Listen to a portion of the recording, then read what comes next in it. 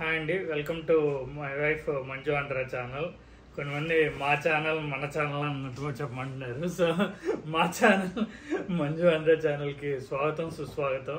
ఈరోజు నేను మూవీ చూసేసి వచ్చాను. సో బేసిక్గా దీనికి కొద్ది బ్యాక్గ్రౌండ్ స్టోరీ ఏంటంటే, ఫస్ట్ యాక్చువల్గా డబుల్ స్మార్ట్ మిస్టర్ బచ్చన్ రెండు నేను ఊర్లో లేనప్పుడు రిలీజ్ అయ్యాయి. అంటే ఆ ఊర్లో కూడా రిలీజ్ ఉంది కానీ నాకు కుదరలేదు చూడడం. వేరే ఊరు వెళ్ళి మళ్ళీ సినిమా అంటే బాగోదని చెప్పేసి చూడలేదు. అయితే తర్వాత ఆ మూవీ మాకు వెంటనే రిలీజ్ అవ్వలేదు, ఎందుకు అట్లీస్ట్ మేము ఉండే ఊర్లో. తర్వాత నిన్న కూడా లేదు, నిన్న వెళ్దాం అనుకుంటే ఈరోజు మళ్ళీ పెట్టున్నారు. సో నిన్న డెడ్ పూల్ వల్వరిన్, ఈరోజు రేపు ఇంద్రా రిలీజ్కి వెళ్తున్నాను. సో అదనమాట బ్యాక్గ్రౌండ్ స్టోరీ. సో అందరూ ఆల్మోస్ట్ మూవీ చూసుంటారు, చూడని వాళ్ళు ఖచ్చితంగా పోయి చూడండి. ప్లస్ చూసిన వాళ్ళు మీకు ఎలా అనిపించింది అనేది కింద కమెంట్స్లో పెట్టండి. అండ్ ప్రతిసారి ఏమంటారు, ఈ ఆర్టిస్టుల పేర్లు వాళ్ళ పేర్లు మిస్ అవుతున్నాయని చెప్పేసి ఈసారి లాభం లేదని పట్టుకొని మరీ చెప్తున్నాను అనమాట. ఏమనుకోమాకండి. సో బేసిక్గా ఇది నార్నే నితిన్ మూవీ, ఎన్టీఆర్ బామ్మర్ది అని చెప్పేసి అట్లా చెప్తున్నారు. అంతకుముందు మ్యాడ్ మూవీలో కూడా చూస్తున్నాం మనం అతను హీరోగా లైక్ నైన్ సారిక అనే అమ్మాయి యాక్టింగ్ చేస్తుంది హీరోయిన్ లాగా. రాజ్ కుమార్ కసిరెడ్డి అనే అతను అంతకుముందు కూడా చాలా మూవీస్లో చేస్తున్నాడు, చిన్న చిన్న రోల్స్లో, కొద్దిగా మెయిన్ రోల్స్లో. అతను ఒక 1 of the 3 ఫ్రెండ్స్ మనకి ట్రైలర్లో చూసినట్టు. అలాగే అంకిత్ కొయ్య అనే అతను ఇంకొక ఫ్రెండ్ అనమాట. వీళ్ళ ముగ్గురిది అయితే చాలా బాగుందండి.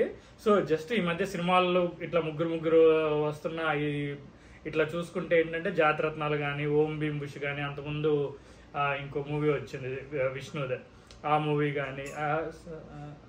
కానీ ఇట్లా ఈ మూవీస్ అన్ని కూడా ముగ్గురుండి ఫన్గా వెళ్ళిపోతూ ఉంటాయి.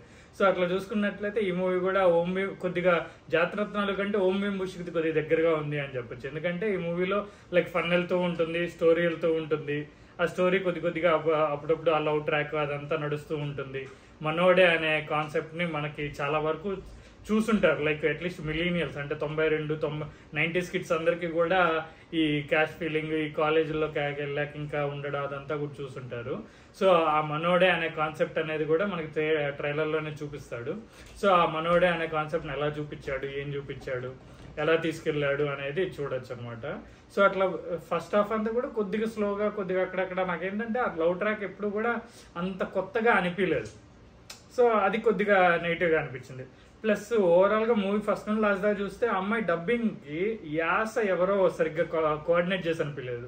ఎందుకంటే అక్కడక్కడ నార్మల్ యాస అనిపిస్తుంది, అక్కడక్కడ గోదావరి యాస ట్రై చేసినట్టు అనిపిస్తుంది, అక్కడక్కడ డబ్బింగ్ అసలు వేరే వాళ్ళు చెప్పారేమో అని డౌట్ కూడా ఉంది నాకైతే. సెకండ్ హాఫ్లో, ఫస్ట్ హాఫ్లో ఎవరో చెప్పి సెకండ్ హాఫ్లో ఎవరో చెప్పినట్టు. సో అమ్మాయి డబ్బింగ్ వరకు తీసేస్తే నాకు నచ్చిన పాయింట్లు అనమాట ఇవి. అమ్మాయి డబ్బింగ్ ఒకటి, ఇంకోటి సాంగ్స్ కొరియోగ్రఫీ కానీ సినిమాటోగ్రఫీ కానీ రెండు చాలా బాగున్నాయండి. సినిమా మొత్తం కూడా సినిమాటోగ్రఫీ చాలా బాగుంది. అయితే సినిమా అంతా కూడా గోదావరిలో చూపిస్తూ అలప్పి బ్యాగ్ కేరళ వాళ్ళ డ్రెస్సులు పెట్టి అట్లా ఒక చాలా చిన్న సీన్ అనమాట, ఒక 5 seconds కూడా రాదు. అలా కాకుండా కూచిపూడి అట్లా పెట్టుంటే బాగుండేది కదా డ్రెస్సులు, అదేదో అలప్పి కేరళ పెట్టే బదులు అన్నట్లు అనిపించింది. అవి రెండు మినహాయించి మిగతా అంతా కూడా చాలా బాగా తీసుకెళ్ళాడు. లైక్ రికార్డింగ్ కూడా లైక్ అజయ్ అర్సాడా అనే అతను తీశాడు ఇది. అజయ్ అర్సాదా అండ్ రామ్ మిరియాల ఒక 2 songs, అజయ్ అర్సాదా ఒక 2 songs. అజయ్ అర్సాదా మొత్తం బ్యాక్గ్రౌండ్ మ్యూజిక్ అంతా అతనే రాస్తున్నారు. సో అట్లా అజయ్ అర్సాదా ఇచ్చిన సాంగ్లు అయితే కొన్ని భలే నచ్చాయి అనమాట. లైక్ లాస్ట్ లో స్టోరీతో పాటు ఎప్పుడైనా కూడా ఒక సాంగ్ స్టోరీతో పాటు నడుస్తుంటే బాగుంటుంది, లేదా it has to be A peppy number. So అట్లా చూసుకుంటే మనకి రంగనాయకి అనే సాంగ్ మంచి పెప్పీ నెంబర్, బాగా హిట్ అయింది. అండ్ సూఫియానే ఎంత హిట్ అయిందో తెలియదు కానీ నాకు విన్నప్పుడైతే నచ్చింది. నేను సహజంగా అంత మెలోడీ పర్సన్ కాదు, బట్ ఓకే, సినిమాలో అయితే బోర్ అయితే కట్టలేదు. హరీష్ శంకర్ చెప్పినట్టు అదేంటి ఏదైనా స్లో సాంగ్ రాగానే నాకు జనాభా థియేటర్ల నుండి వెళ్ళిపోతున్నారు అన్నట్లు అనిపించకుండా అట్లా బాగానే అనిపించింది చూడడానికి. అండ్ అజయ్ అర్సాదా సాంగ్స్ అయితే అమ్మలాలో, రామ్ భజన అండ్ ఎంత అందమో, రెండు చాలా బాగున్నాయి అసలు. సెకండ్ హాఫ్లో వచ్చే సాంగ్ కానీ అవి రెండు సెకండ్ హాఫ్లోనే వస్తాయి మోస్ట్లీ.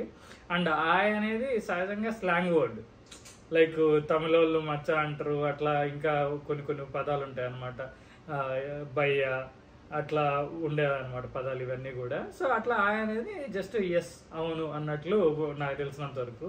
మరి గోదావరిలో ఇంకా వేరే రకంగా చెప్తే చెప్పండి, మాది గోదావరి కాదు.